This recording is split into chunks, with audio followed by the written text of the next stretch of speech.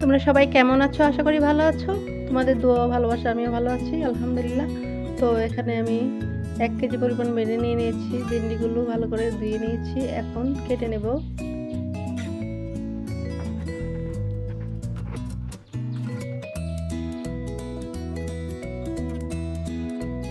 এই রেসিপিটা দেখো, ভালো লাগবে।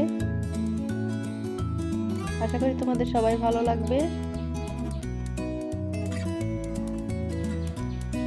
আচ্ছা, আজকে ৪-৫ দিন ধরে বৃষ্টি হচ্ছে একভাবে।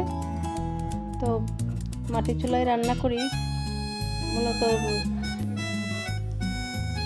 গ্যাসও আছে বা ঘরের ভিতরে। বেশি জোরে বৃষ্টি হলে ঘরে চলে যাব।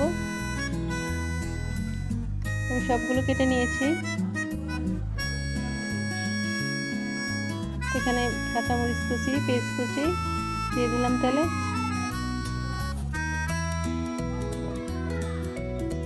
মূলত এক হাতে ক্যামেরা ধরা হয় আর এক হাতে রান্না হচ্ছে, তো একটু ভিডিওটা লড়াচড়া হচ্ছে, মনে কিছু নিয়ে না।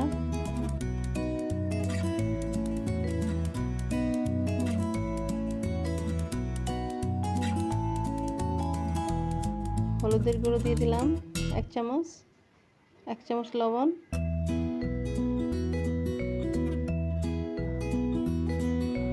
এই কড়াইটাতে দিয়েছি যার জন্য মানে লাড়াচাড়া করতে সুবিধা হবে, সেই জন্য এই বড় কড়াইটা দিয়েছি। এখন ঢেকে দেবো সিদ্ধ হওয়া।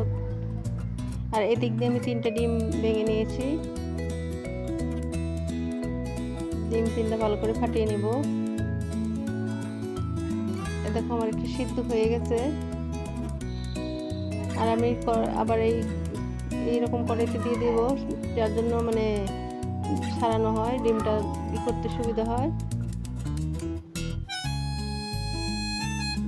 তো আমি এরকম করে নিয়েছি। এখন ডিমটা আমি উপর দিকে ঢেলে দিচ্ছি।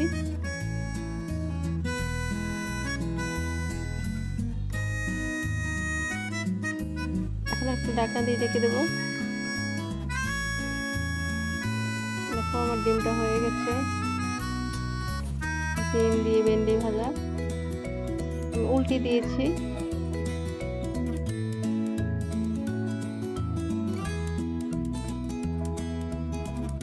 এবার আবার একটা প্লেটে উল্টে নেব।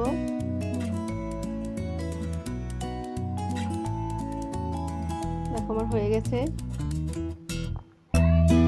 এখন একটা চাকুর সাহায্যে কেটে নেব।